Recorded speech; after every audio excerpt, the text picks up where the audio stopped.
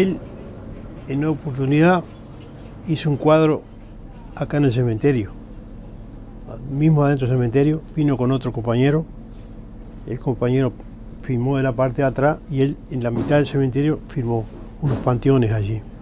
Después, no sé, acá en Solí, él tenía un cuadro pintado del doctor Sasamendi, que está ese cuadro, si no lo han llevado, está ahí en la casa donde era el consultorio de él.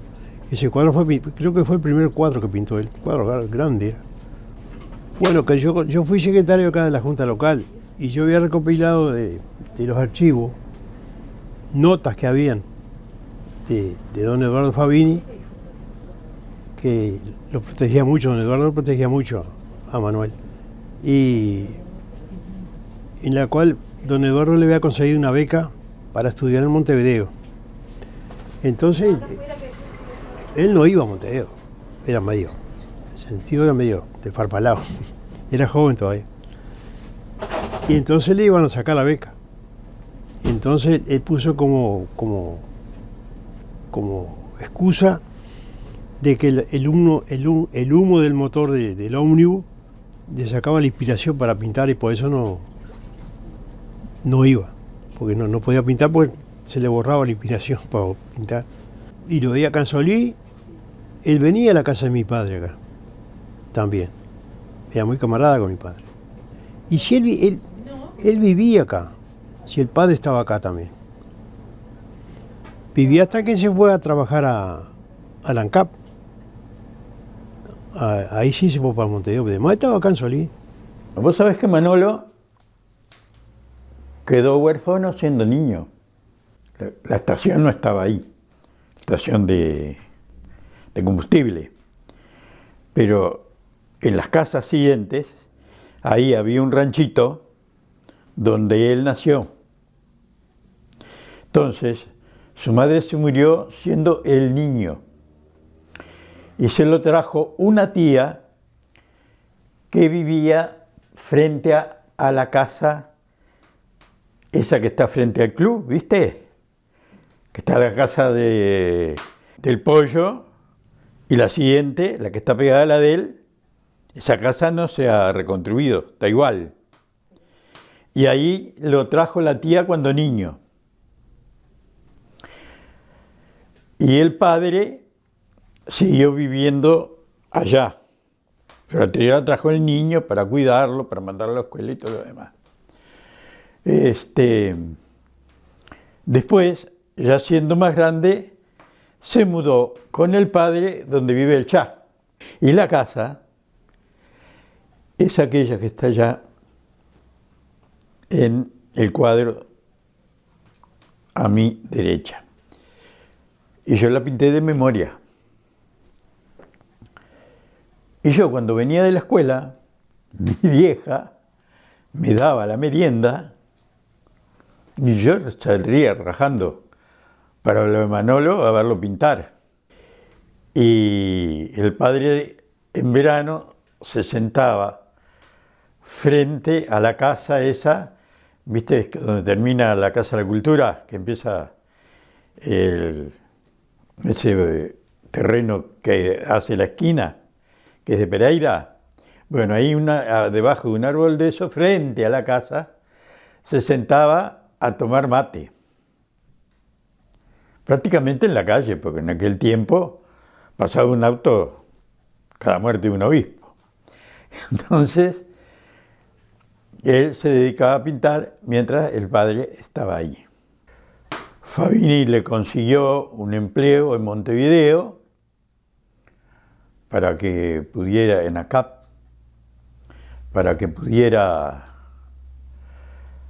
ir a estudiar y relacionarse con el mundo de la cultura en Montevideo. Se fue para Montevideo y ahí empezó a pintar e ir cambiando continuamente su pintura. Según él, fue subiendo en lo que él quería hacer. Él empezó pintando retratos y terminó haciendo las... Es un tipo de cosas de madera que se van una a la otra. Y ahora no me acuerdo cómo las llamaba. Terminando eso. Y el primer premio lo saca, yo no me acuerdo si fue que se sentó delante de la puerta del baño mirando el artefacto. El cuadro era blanco, grande como aquel, y el aparato del migitorio. ¿Está? Lo delineó sin color, sin nada, y así lo mandó a la muestra. Y ganó el primer premio. Y de ahí empezó a pintar los gallos, a pintar de recuerdo los entierros. Que allí lo tengo, el cuadro reproducido en pequeño del entierro, que lo copié. Lo invitaron a la Bienal de San Pablo. En la Bienal de San Pablo vienen pintores de todo el mundo. De ahí, no me acuerdo si a los 2 años fue a la Bienal de Venecia. Y bueno, pero de todo este recorrido que yo te estoy diciendo, me lo contó él cuando estábamos en la comisión de residentes de Solís en Montevideo, que nos reuníamos una vez a la semana en el Club de OCE en Minas y Magallanes. Entonces ahí nos íbamos al café a charlar con Capagorri y algún otro, y la teníamos hasta la madrugada. Y Manuel haciendo cuentos. A pesar de expresarse en la pintura, terminó siendo un gran filósofo. Tenía su propio pensamiento sobre la vida y el devenir del hombre. Y ahí en las charlas te podrás imaginar. No, Manuelito, vos, no, mirá que las cosas son así.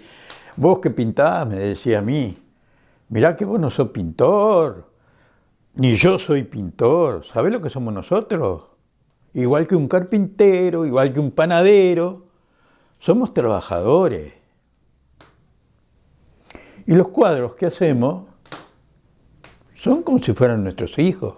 He ido muchas veces a su atelier en Pocitos, en la calle Libertad. Y después había ido al atelier que le había dado el presidente Sanguinetti. Le di una casa frente a la Biblioteca Uruguay Estados Unidos. Una casa de 2 pisos. Y ahí nos pasó una película que había filmado él.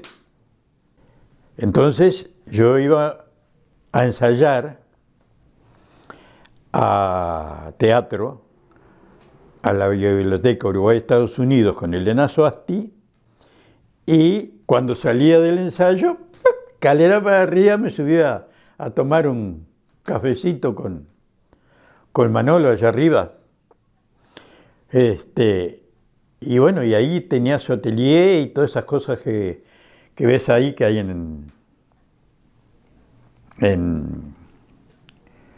ahí en la Casa de la Cultura. Bueno, así era su cuarto y así todo está como él tenía. Y además decía que había que salir del rectángulo del cuadrado para el cuadro. Que los cuadros podían ser hexagonales, podían ser redondos, podían ser un polígono de distintas dimensiones, y ahí también están los marcos para los cuadros que él tenía. Después cuando se trajeron, todas esas cosas se trajeron. Todo eso y se trajo parte del lienzo que él tenía para pintar, para la Casa de Cultura. Y un pedazo de lienzo que había separado, yo me lo traje y me pinté aquel cuadro, que es una alegoría de Solís, con Fabini y Spínola. Y no me dio el cuadro para Capagorri, así que me faltó Capagorri. Fabini tocando la guitarra frente a la casa de él y él pintando en la habitación, en la casa de él, que estaban casi Fabini allí en la casa de Fabini, ¿viste? Y en la misma cuadra, acá, aquella en 25 de mayo y esta en casi 25 de agosto.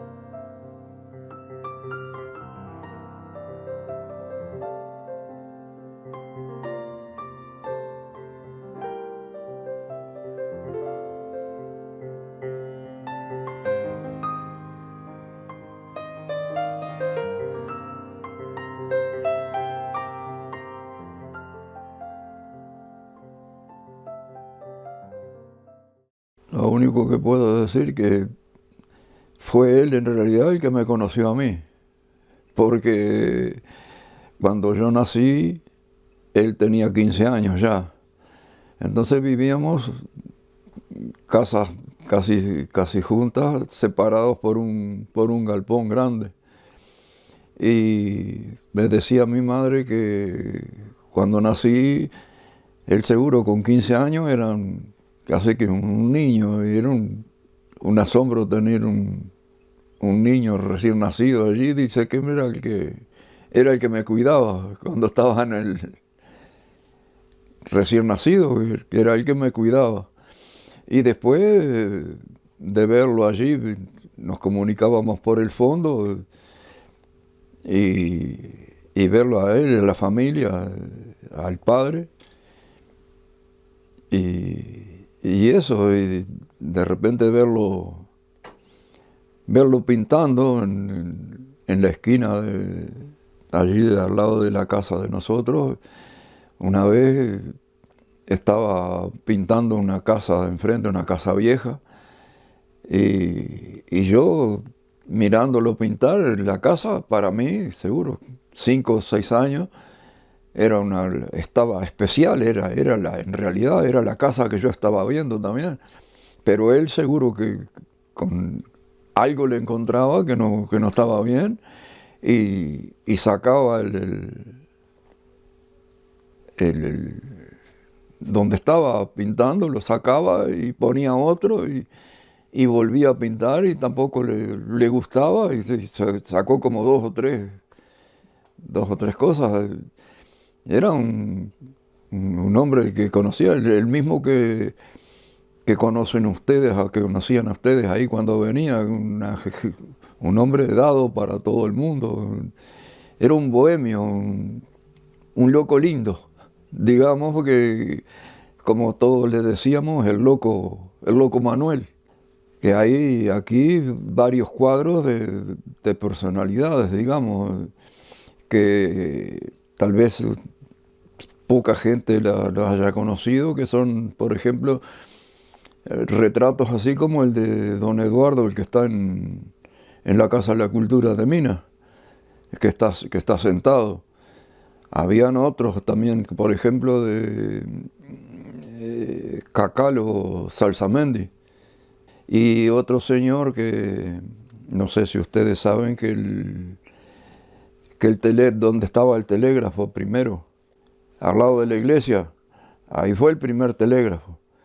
Ahí vivía la familia, ¿cómo es? Bueno, Lleido. El padre fue el primer telegrafista del pueblo. Después quedó la hija, Blanca. Y yo iba a estudiar dactilografía con ella.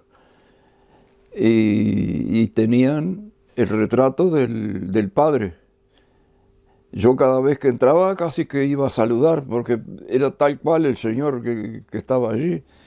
Y era, como lo conocí yo, era ya digo, un loco lindo, porque era así.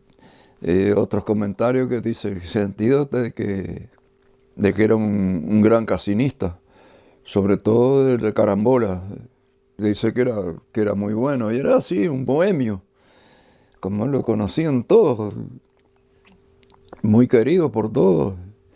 No sé si él tuvo una beca, le habían dado para estudiar, y él la rechazó.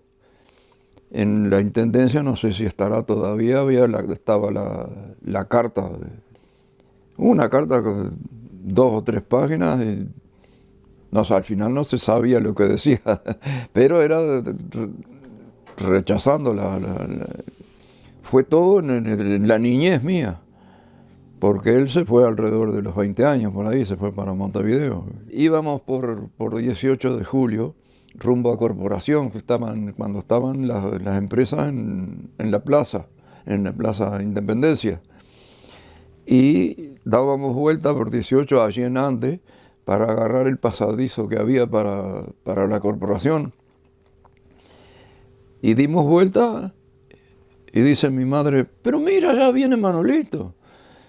Y Manolito venía por allí, por el Cine Mogador, por ahí, que es la mitad de cuadra. Pero resulta que él nos vio también.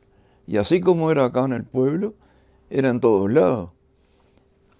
Nos alcanzó a ver y levantaba los brazos y venía los gritos, la gente miraba, no sabía lo que era aquello. Y cuando dice, pero Tundo y Eduardo, ¿cómo andan? Nos abrazó. Y era así, siempre una gran personalidad, muy querido, al menos. Además éramos familias, en aquella época todo el mundo era como de la familia, aunque no fuera. El padre era un señor alto, así como él, fornido. Viste que hay un cuadro que se llama Los Fumadores. Ese es el padre y otro señor que vivía ahí en la casa al lado de lo de Olivero. Y otra cosa que últimamente me di cuenta, que pasé 28 años trabajando, mirando un cuadro al natural de él, porque me di cuenta de una exposición que hizo, no me acuerdo si en el SUTE o en el otro lado, donde fueron Nelson y Gladys, Nelson Marenade y Gladys, la señora, y le daban un cuaderno, digamos, con todas las fotos de cuadros hechos por él. Entonces aparecía uno que era un bruto como yo, lo que veía franjas negras y blancas. Pero venía la explicación de lo que era el cuadro ese. Y decía él que era representativo de que recuerdos de la infancia, de ver la luz entrando por el techo de un galpón que había pegado a la casa de él, como ya lo dije. Entonces, vi eso y me quedó de que era ese mi galpón, digamos, donde yo trabajé 41 años. Bueno, yo quiero hablar un poquito de lo que es, de lo que fue Manuel Spínola. Mi madre lo descubrió y le encargó que me hiciera un retrato para regalárselo a mi padre.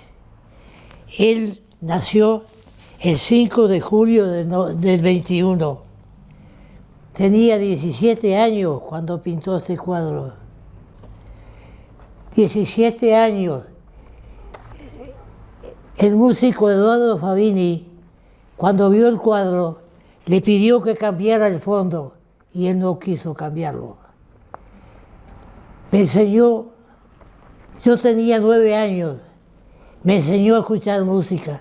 Él escuchaba música permanentemente y me decía, a tu edad, no te preguntes quién hizo esa partitura, ni quién la está tocando. Pregúntate si te gusta, si te agrada o te desagrada. Bueno, la personalidad de Manuel Spínola es increíblemente prodigiosa. Tengo algunas anécdotas que son desconocidas por el pueblo. En aquella época que no había heladeras y los tanques de nafta estaban en las esquinas del comercio. Un 2 de enero, de esos que la cagaban la tierra, que no había heladera. ¿Qué hizo Manuel? Junto con Juan Romeo Barrios, el Pardo Barrios, de quien eran íntimos amigos, consiguieron una bocina de auto y fueron al tanque de José García. Era un hombre de carácter muy difícil. A las 2 de la tarde le tocaron bocina en una carretilla. Salió este hombre y cuando vio que estaban iban a echar nafta, era una carretilla, le dijo, ¡ay, hijo de una mala mujer! Esa es una de las anécdotas. A aquella época habían salido las radios a lámpara, lo cual había que esperar que se calentaran para marchar.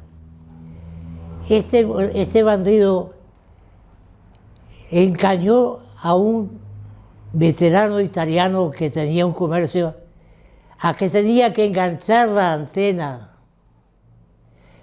Y él salía con una caña, trataba como que enganchaba en la antena y cuando entraba, por supuesto, la radio estaba prendida. Y Manuel le decía que la pusiera bien fuerte, porque si no el Vasco Domingo, que tenía un bar en la esquina, le iba a robar la onda. Ese es Manuel. Un día puso en un servicio, estaba con gripe, y puso en un servicio tierra roja como que había vomitado. Y mandó buscar a las tías. Vinieron las tías y Manuel se puso un termómetro que estaba por supuesto roto, se lo tapó y dijo 42 grados y tiró el termómetro al suelo. Las viejas se pusieron furiosas. Este muchacho nos quiere arruinar. Uno que vale un termómetro. Nunca se enteraron que era un termómetro roto. Ese es mi Manuel Spínola. Un sentido del humor increíble. Quien supo vivir, quien supo disfrutar y quien supo pintar como un gran maestro. Mi nombre es Magali Sánchez, soy albacea de la obra de Spínola Gómez, junto con otras 4 personas, Mariano Arana, Hugo Giovanetti Viola, Jimeno Llanedel y León Viriotti. Lamentablemente, los últimos 2 desaparecidos.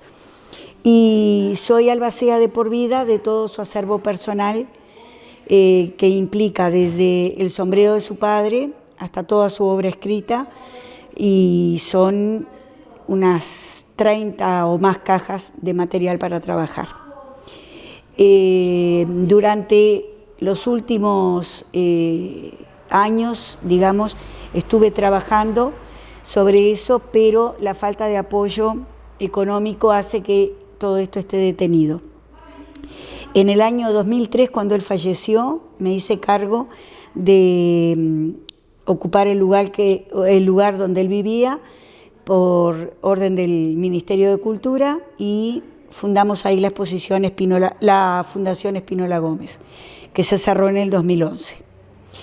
Y a nivel personal estuve en contacto con él desde el año 79, y me gustaría dejar testimonio de 3 pequeños momentos que elegí. Uno contado por él, de su niñez, otro vivido cuando nos conocimos, y otro de su última etapa, que soy la única persona que lo vivenció. El primero, él me comentaba que cuando tenía unos 3-4 años, viviendo acá en Solís de Mataojo, la madre lo trajo al pueblo un día de carnaval, de paseo, a hacer unos mandados. Y como vio que había carnaval, él quiso quedarse, y la madre no lo apoyó, no podía, tenía que volver al rancho donde vivían. Entonces le compró como consuelo un tubo de serpentinas de colores. Y él volvió muy triste porque no pudo quedarse a ver el carnaval en el pueblo, y no sabía qué hacer con el paquete de serpentinas, así que lo fue dejando enhebrados en el alambrado mientras volvía. Y recordaba que fue un atardecer triste para él, porque las serpentinas quedaron atadas en el alambrado y volando. Las serpentinas de aquella época eran, no sé si ahora son iguales, de papel de colores pasteles. Y quedaron, y él a medida que caminaba de la mano de su madre, miraba para atrás y veía las serpentinas ondeando con la brisa de la tardecita, y se perdió el carnaval, pero le quedó eso grabado en el recuerdo del ondear de los colores pasteles, muy usados después en alguna de sus obras. Él me lo contaba eso, y bueno, eso es, digamos, un recuerdo de su niñez. Tendría unos 4 años en aquella época. Después, cuando yo lo conocí, algo que quisiera remarcar fue que tuve el privilegio, tal vez único, de verlo pintar la famosa obra Arena Asombrada, en donde retrata una araña en una obra octogonal, a pedido convocado, digamos, por una exposición que se iba a hacer en Punta del Este, que se iba a llamar justamente, no recuerdo el nombre exacto de la exposición porque fue posterior. A él lo convocaron para hacer algo referente a Punta del Este, y él eligió hacer en una playa una araña gigante, que lamentablemente no pude traer el croquis porque está muy guardado y no tenía tiempo de encontrarlo. Pero para hacer esa obra, que alguien puede creer que él se basó en una fotografía o en un recuerdo o en lo que sea, en realidad él lo que hizo fue recortar la araña de un manual de animales, de una enciclopedia de animales. Recortó la araña, después que la recortó, la armó, la dobló las patas como si fuera una araña de verdad, la puso sobre una superficie plana, y con una bombita de luz fue buscando distintas posiciones para sacar la sombra de la araña. Después de eso puso 3, no sé si son huevos de algo de mar, que son como un cuadrante con 4 orejitas, y buscó caracoles, buscó arena y hizo como un collage de fotos, y de eso todo tengo documentación que en algún momento se puede adjuntar, y en base a lo que le gustó más de la sombra, armó un octogonal vertical y ahí pintó lo que después llamó arena asombrada, que tiene un doble discurso. Como era una época que no se podía hablar políticamente con la libertad que hoy se puede, él en ese momento dio como explicación que era algo así como, bueno, referente a la arena, una araña que invade, los caracoles y demás, y una familia que por el paso de la dictadura quedó desmembrada, porque los caracoles quedaron desparramados por el paso de esa araña. En realidad, la araña tenía como símbolo, no tan claro en ese momento, él lo llevó a una especie de bomba, como si fuera una bomba de luz, pero en realidad era una bomba que explotaba, y por eso los caracoles, la familia de caracoles se dispersaban. Y venía a significar una especie de algo militar con la bomba interna, y de alguna forma aludía a la dictadura militar que acabábamos de salir. Lo cual es muy interesante porque tiene una doble lectura. Sí la arena, sí la playa, sí el sol, pero también lo que habíamos pasado política e históricamente. Yo lo vi pintarla, lo vi preparar la obra desde que recortó esa famosa araña hasta que la pintaba, y yo me quedaba unos cuantos metros más atrás con la única condición de no abrir la boca y no hacer ruido. Él la pintaba en el taller de Avenida Brasil, donde vivía en ese momento, esquina Santiago Vázquez, y pintaba muchas horas al día hasta que se cansaba, la tapaba, y solíamos ir a la Sigal a tomar un helado y a caminar por la Rambla, a hablar de cualquier cosa, pero no tocaba el tema de lo que había pintado. Después lo miraba largo y tendido, y cuando iba a volver a pintar me avisaba y yo volvía a verla pintar. No la vi expuesta en Punta del Este, no quise ir a Punta del Este, no la vi expuesta, pero sí después la tuve en la Fundación Spínola Gómez, y hasta que se donó toda la obra en el año 11 para el Museo Nacional de Artes Visuales, que se va a ver ahora, este año.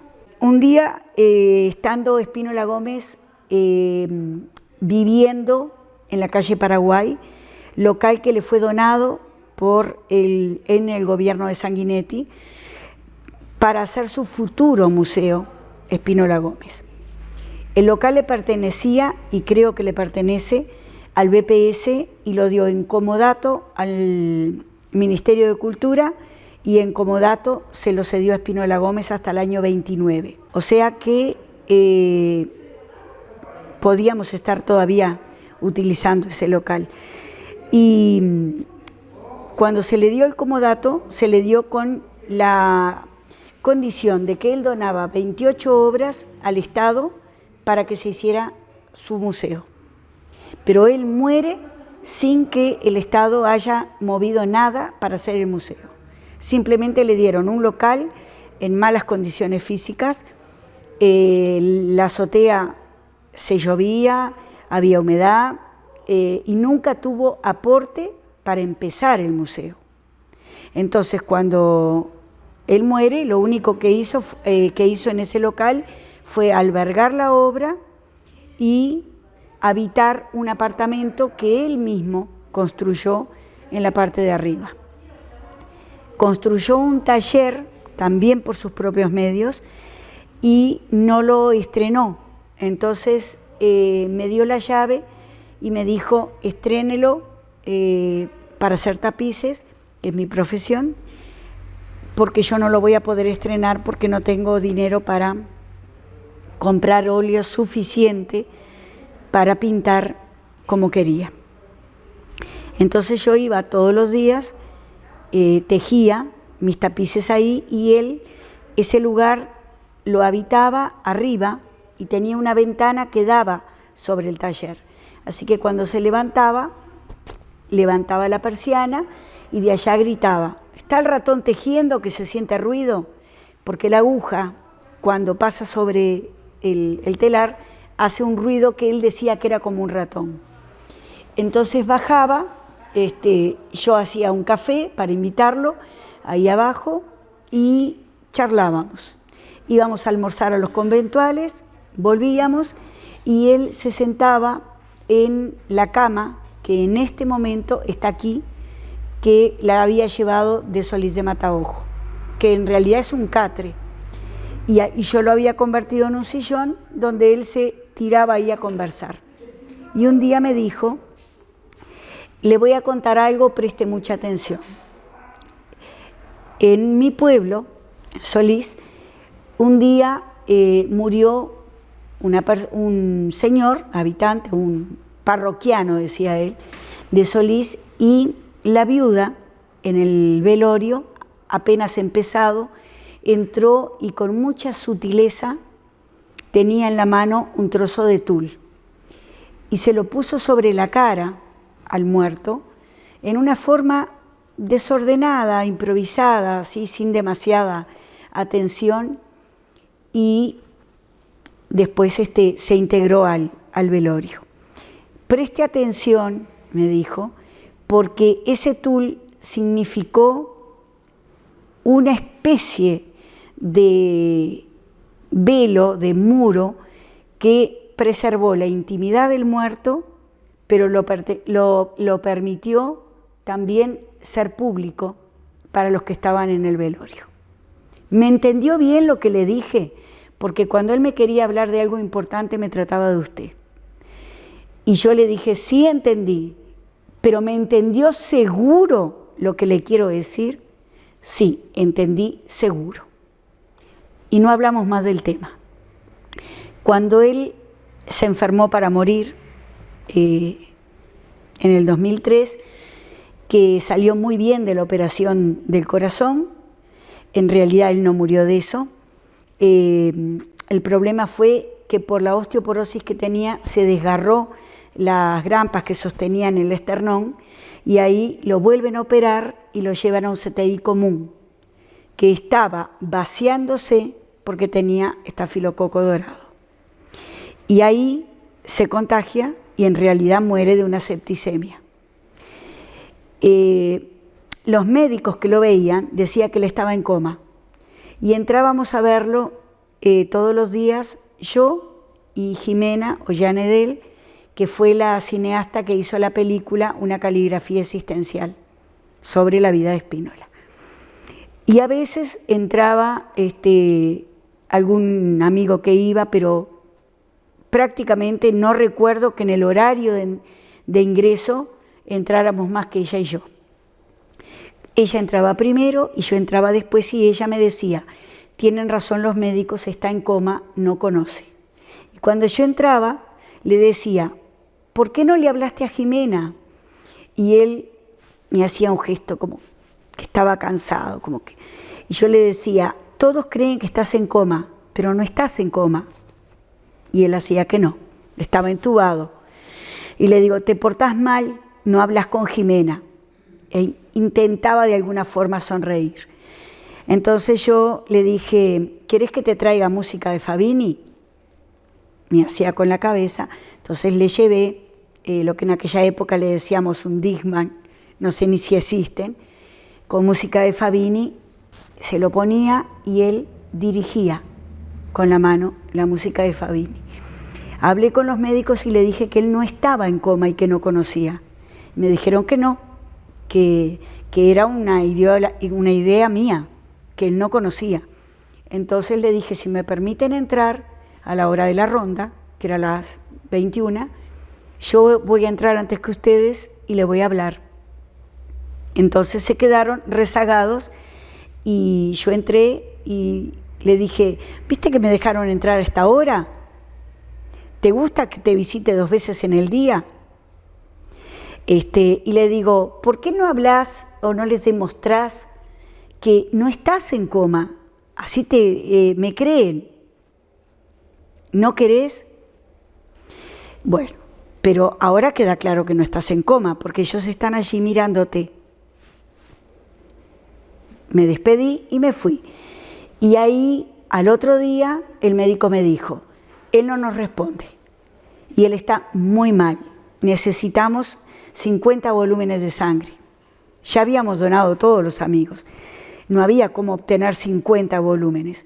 Entonces los pedí en un cuartel y los mandaron a los soldaditos y se obtuvieron los 50 volúmenes, pero no hubo reacción. Ella estaba en diálisis, estaba todo hinchado, todo.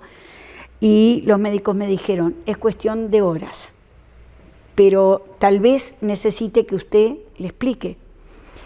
Y esa noche, que fue un jueves, entré y le dije, yo siempre le decía, te vas a mejorar, pone empeño, y él me hacía que no.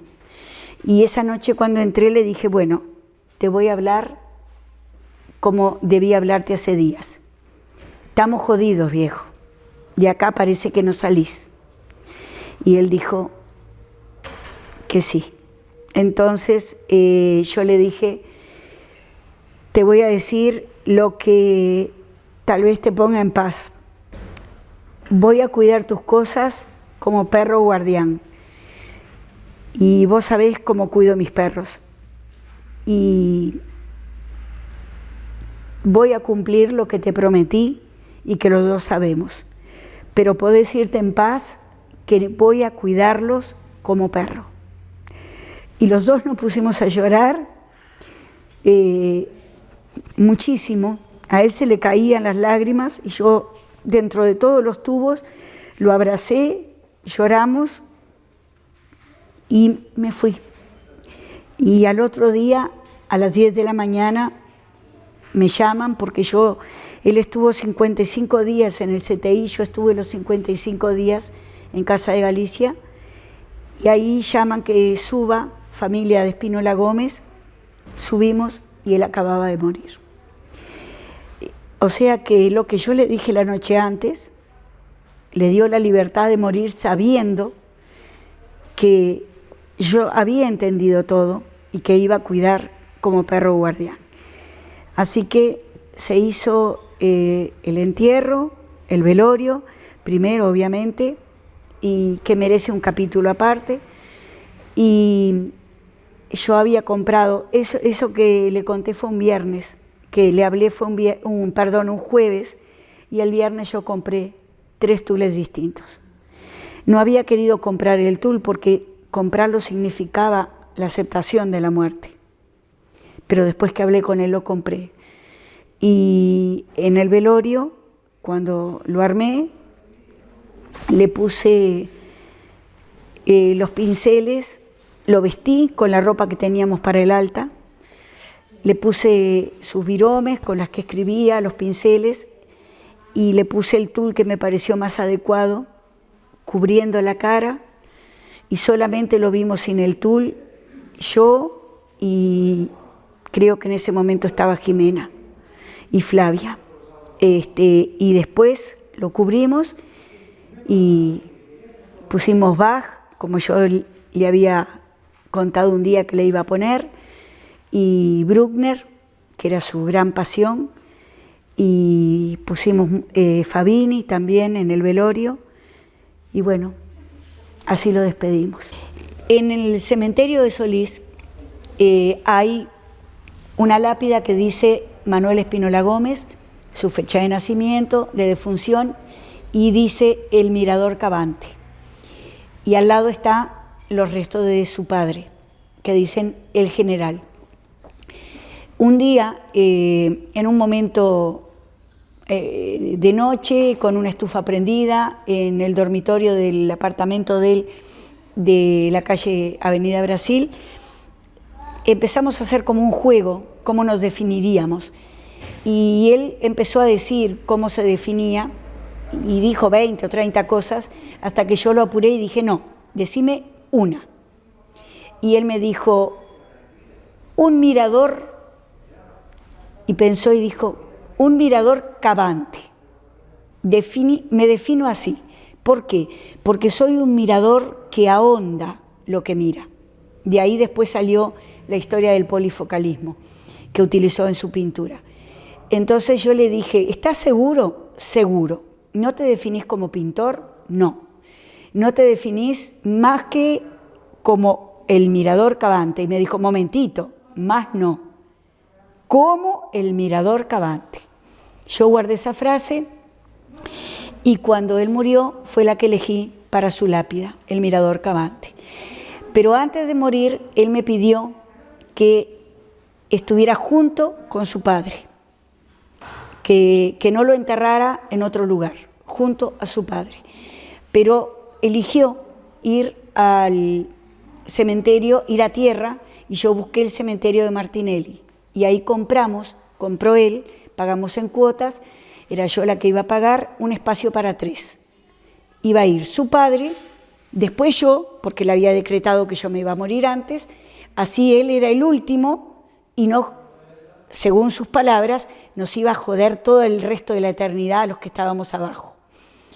Quiso la mala suerte de que yo me enfermara y no pude pagar 3 cuotas porque estaba toda enyesada de la columna, y él, por más que me juraba que sí, que él pagaba las cuotas, no las pagó, porque no quiso entrar a Martinelli.